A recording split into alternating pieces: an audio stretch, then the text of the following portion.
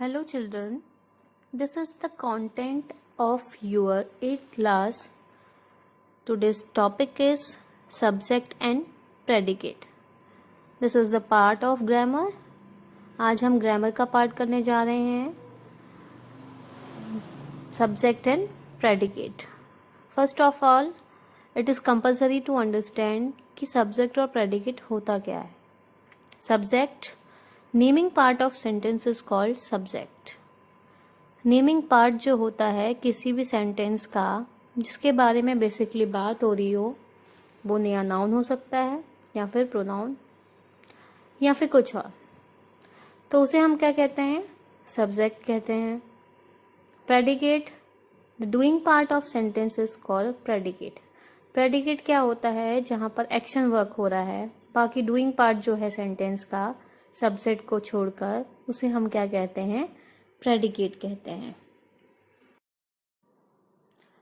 First of all we will see what is sentence. पहले की देखते हैं कि सेंटेंस क्या होता है. A group of word which contain a subject and a verb that express a statement, a question is called subject. Subject क्या है? एक ग्रुप ऑफ वर्ड है. बहुत सारे वर्ड मिलकर आपस में क्या बनाते हैं? सेंटेंस बनाते हैं. और इसमें कंटेन होता है सब्जेक्ट और वर्ब. ठीक है. और ये क्या करता है कि एक्सप्रेस करता है स्ट्रॉन्ग फीलिंग्स को. When a sentence is written, जब सेंटेंस लिखा जाता है, it begin with a capital letter. जैसे कि आपको एग्जांपल में दिख रहा है कि कैपिटल लेटर से स्टार्ट होता है and and with a full stop. और इसको हम एंड करते हैं किसके साथ? फुल स्टॉप के साथ. अब सब्जेक्ट और प्रेडिकेट को आप अच्छी तरह से समझ पाएंगे. सब्जेक्ट, हु और what the sentence about. Subject क्या है कि किसके बारे में सेंटेंस है और किसकी बात हो रही है मेनली, वो क्या होता है? सेंटेंस का सब्जेक्ट होता है. फॉर एग्जाम्पल, सारा प्लेज. सारा प्लेज में क्या है? सारा क्या है? सब्जेक्ट. ये क्या है? एक नेमिंग पार्ट है. और दूसरा, ये बता रहा है किसी भी सेंटेंस के बारे में कि किसकी बात हो रही है. और प्लेस क्या है? यहाँ पर एक्शन वर्क. तो रेस्ट ऑफ द वर्क जो भी है यहाँ पे वो क्या कहलाएगा? प्रेडिकेट. अब प्रेडिकेट नीचे भी देख लेते हैं एक बार. Predicate what the subject is doing. Predicate ये बताता है कि जो सब्जेक्ट है वो क्या कर रहा है. Greg rights. तो यहाँ पर जो ग्रेग है, जो बच्चा है, वो क्या कर रहा है? लिखने का काम कर रहा है. तो ग्रेग हो गया आपका सब्जेक्ट एंड राइट्स क्या हो गया? Work which Greg is doing, यानी कि predicate. Now come to the next slide.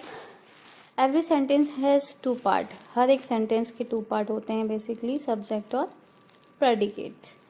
Here example has been mention, Harry is playing PUBG. PUBG आजकल बहुत चल रहा है, लॉकडाउन भी चल रहा है, बहुत से बच्चे पबजी भी खेल रहे होंगे. तो यहाँ पर जो हैरी है वो क्या है? सब्जेक्ट. क्यों है? क्योंकि this is the naming part of the sentence और हैरी के बारे में इस सेंटेंस में बात हो रही है. और प्रेडिकेट क्या हो गया आपका? जो भी रेस्ट ऑफ द वर्क है, यानी कि क्या काम किया जा रहा है हैरी के द्वारा, वो क्या हो गया आपका? Predicate. Here are some more examples. कुछ एग्जाम्पल्स दिए गए हैं, जैसे कि the dog is looking for something to eat. तो इस सेंटेंस में द डॉग क्या है? मेन सब्जेक्ट है जिसके बारे में बात हो रही है. और बाकी जो बात हो रही है is looking for a something to eat. ये क्या हो गया उसका? एक्शन वर्क, यानी कि प्रेडिकेट. तो सब्जेक्ट क्या हो गया इसमें? The dog. Second is the sun is very far away from earth.